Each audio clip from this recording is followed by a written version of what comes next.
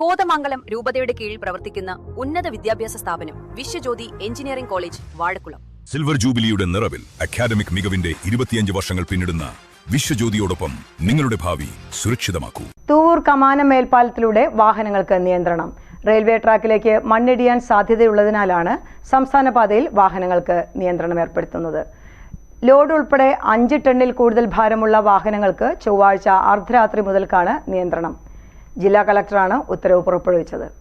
റെയിൽപാത നവീകരണത്തിന്റെ ഭാഗമായി മാസങ്ങൾക്ക് മുൻപാണ് കമാനത്ത് സംരക്ഷണ ഭിത്തി നിർമ്മിച്ചത്.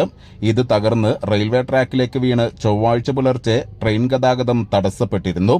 നിലമ്പൂർ ഷൊർണൂർ മെമുവിന് മുകളിലേക്കാണ് മണ്ണിടിച്ചിലുണ്ടായത്. ഇതേ തുടർന്ന് റെയിൽവേയുടെ ഉന്നത ഉദ്യോഗസ്ഥർ ഉൾപ്പെടെ സ്ഥലം സന്ദർശിക്കുകയും ചെയ്തു. സംരക്ഷണ ഭിത്തിയിലെ വിള്ളലുകൾ നാട്ടുകാർ അധികൃതരുടെ ശ്രദ്ധയിൽപ്പെടുത്തുകയും ചെയ്തു.